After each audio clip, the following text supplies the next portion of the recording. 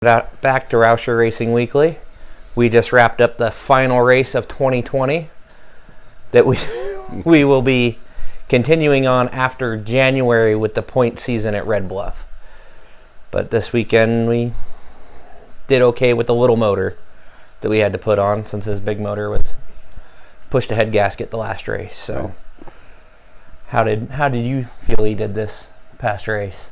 Sitting at home in the comfort of our home watching it. We had Mom and Sam over at the house watching with us, and watching from the house and on TV, you don't quite get the aspect you do of standing on the wall where we normally stand. But from what you could see on the camera, he was more aggressive, which you'll see at one point he may have overstepped the bounds of being aggressive at one point. But it's Red Bluff. If you're not pushing that envelope, you ain't trying. So you gotta push the officials to find out where that edge is at.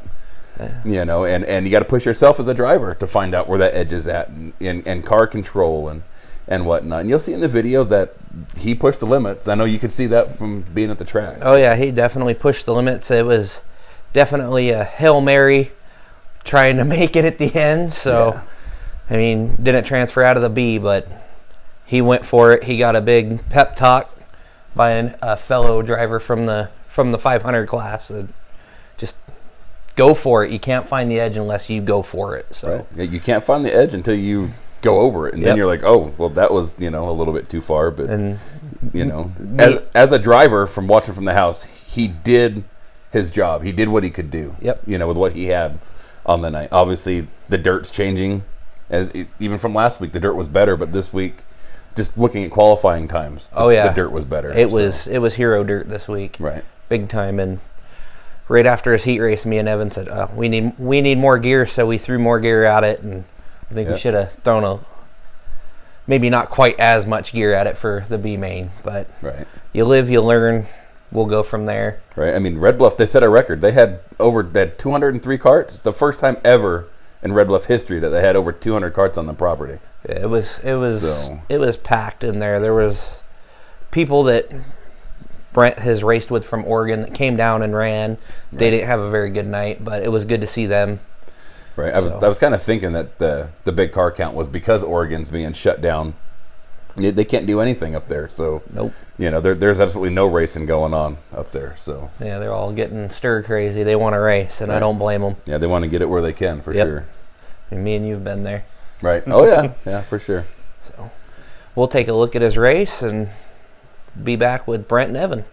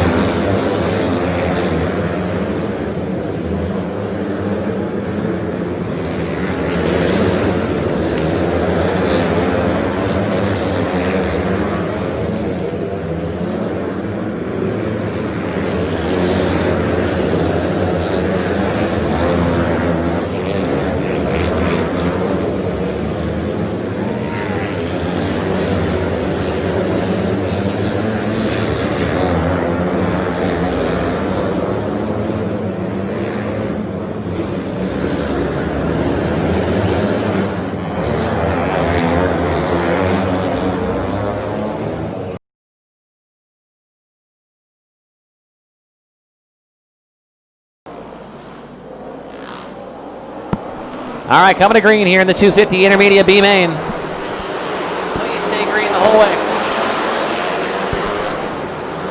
In the 1 and 2, it is Mason Dietz with the lead, followed by Kaylee Burgess, Austin Anderson, and right now in the 4th spot is the 16 car of Brett Rauscher. He gets passed by the 9C of Connor Bell. We got 2 wrecking off at turn number 2. The 75 of Cole Frericks and the 111 of Zach Reinbold.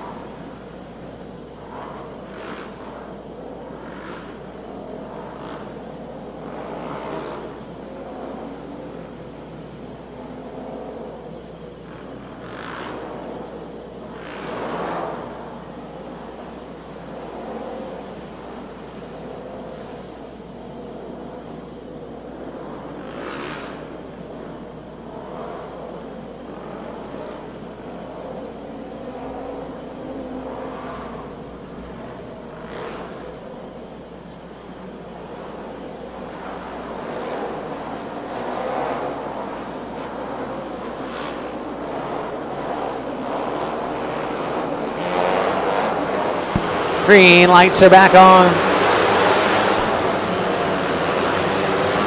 So far, it's been all Mason Dietz. Kaylee Burgess running second, the 22K. Then Connor Bell and the 11R, Zachary Risch. Risch being pressured by the 2 car of Austin Anderson and the 16 of Brett Rauscher.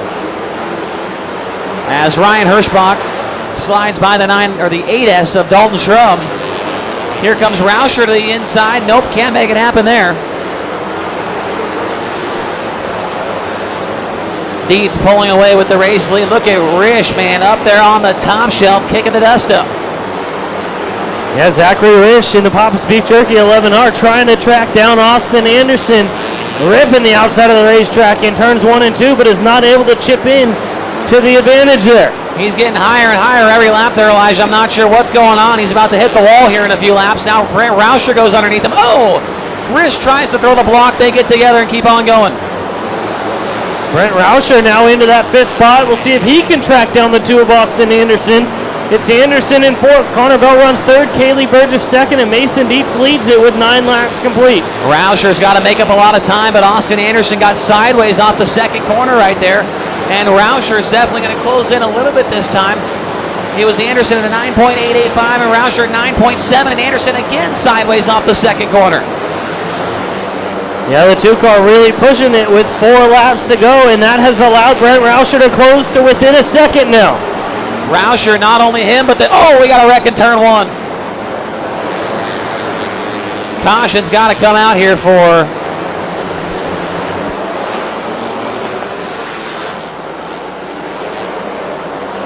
The 111 VS of Zach Reinbold is the car facing the wrong direction.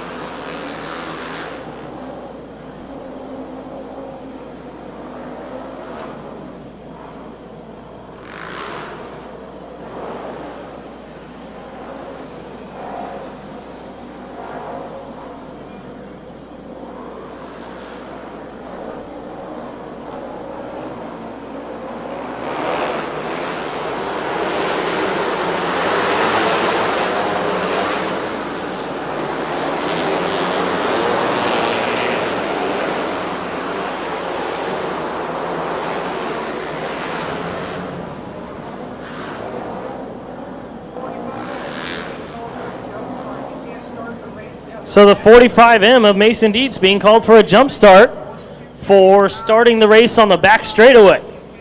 He pulled way out in front of everybody.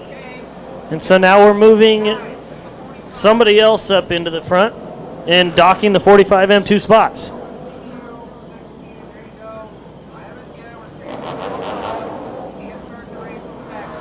I don't know what's happening anymore. We got 2 laps left. That's about the best part of this.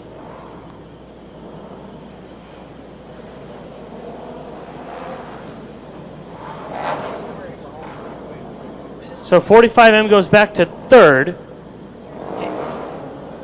That gives Kaylee Burgess the lead, then Connor Bell, then Mason Dietz, and the 2 of Austin Anderson, your top 4. Here we go.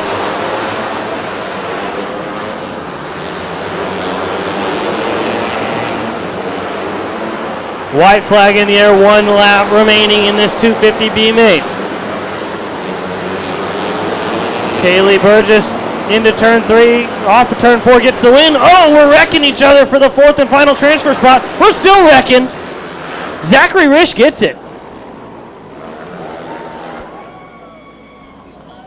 Well, that was eventful.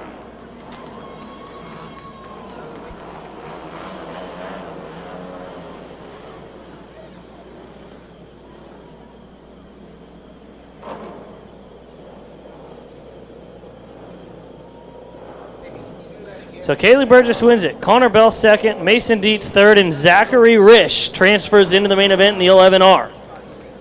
Austin Anderson ends up 5th.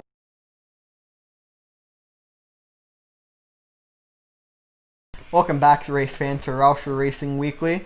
As you guys just watched Brent's race for points race number 6 at the Red Bluff Outlaws. And this week, how my dad and uncle were saying that the track's changing so much with the dirt. It's starting to get a lot colder out there, so the track holds moisture a lot longer. And as you can tell, if you look at qualifying times, it's just getting more and more of hero dirt that's hammer down and don't lift, and you'll be up there in the top 10. And so this week, Brent qualified a little bit farther back than last week, like in position-wise, but I'm pretty sure he went faster again. And then in his heat race, he did pretty good, was making moves, and then kind of fell back a little bit, and then got in back with like the squirrels, and kind of just ran out of time to get past that one last car. And that put him back in the B main, and he started off decent, but then he became really good towards the closing laps. Just kind of ran out of times, but he did have one last late race caution and kind of sent a Hail Mary, as my uncle and dad were saying. And as a pit crew member, I'm proud of him for like trying for that last spot, trying to get into the A main event, but just disappointed that we didn't make it, and just kind of feels like the night went to waste. But other besides that, the night was pretty good, so I'll pass on to Brent to let him talk how good the car felt. For qualifying, I went out. I feel like if we would have had the other motor, we would have been better. But it pushed the head gasket. We put the spare motor on for qualifying. When I went out for my heat race, I think I rolled off like 6th or 5th. I was in the 3rd row, I think. We took off. They called someone for a jump start, so then we got a restart. And then when we took back off, if you watch the video, you can see the white car get loose, and I try and go around him on the outside. But after a couple laps of battling, he finally clears me on the bottom, and then I fell back. And then if you watch coming out of 3 and 4 at one point, I get like right rear to left front, and I just ran out of room to where I had to lift, or else I was going to go for a ride. And then I destroyed the front bumper getting into 1 and 2 a lap later when I drove in there and destroyed the other car in front of me. Then after the heat race, we had to go get a new front bumper. We put that on, and after the B main, before we got loaded, and then during the B main, it was just really, like, after we got sprung out and we separated, it was very, very hard to run down other cars, especially when we're all on the same line. And then we got a caution. I didn't get the greatest restart. And then a couple laps later, we got another restart. And then the race leader, I don't know what he was thinking. He's going 100 miles an hour down the back straightaway. Then we got second place going 2 miles an hour down the back straightaway. So they called the race leader for a jump start. And then we got another restart. And then the car in front of me that I needed to pass for the final transfer spot kind of pulled away from me. And then as my uncle, my dad, and Evan said, I did throw a Hail Mary. It was from the one to the other side of the field to try and win it, and it just didn't work out.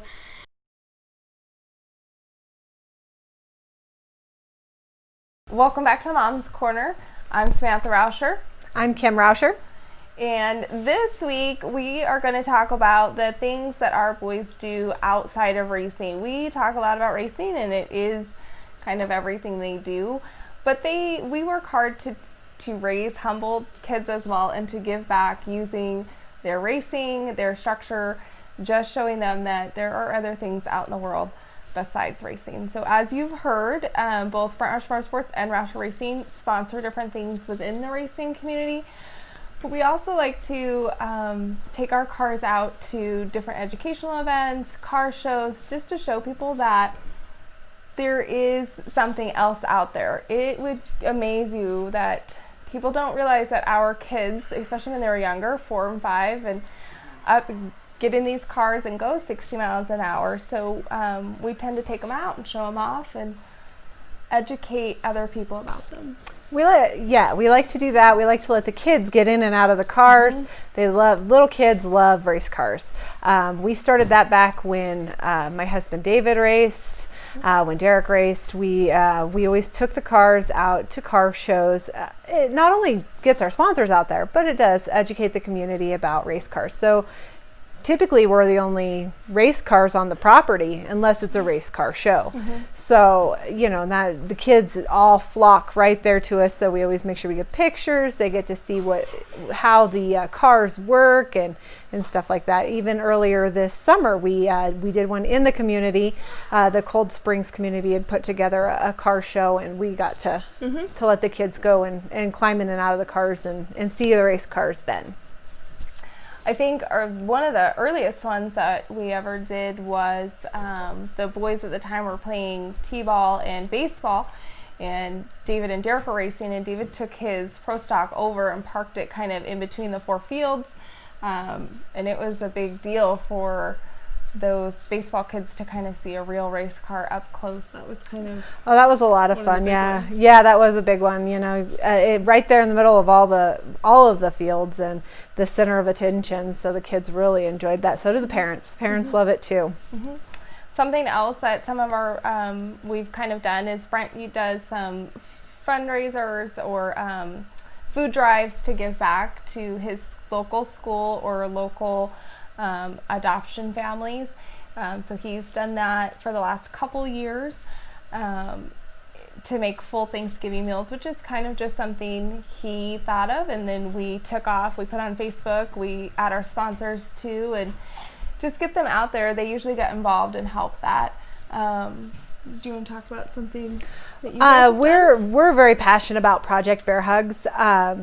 We have been in with them, I guess I want to say probably about 4 years. Project Bear Hugs was started by a little girl who just loved to help out. So she decided kids that were in natural disasters needed to have something to hold on to. So these people have been in tornadoes, hurricanes, earthquakes. So she would gather stuffed animals, and that's how Project Bear Hugs became. So we've done drives and collected for Project Bear Hugs a lot. She is now more into giving clothes and food and pet food and that kind of things. And we love to help out with that kind of stuff. So it's been kind of neat to allow our boys to pick and choose a little bit of where they want to help and use their name and build their personal reputation and their personal race career. It is not all done on the racetrack. A lot of it is done other places sometimes, and so it's been kind of neat to just background help them do that. It is. It's a lot of fun. You know, we've gotten to help so many people. You know, the racing community is a very giving community, I feel.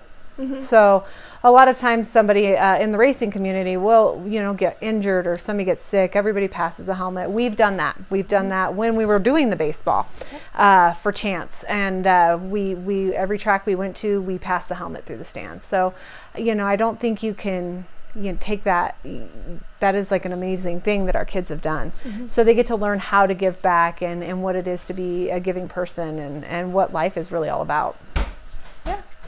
Tune in every Wednesday at 10 a.m. to CSTV, Brent Rauscher Motorsports Facebook, and Rauscher Racing's Facebook for continued updates.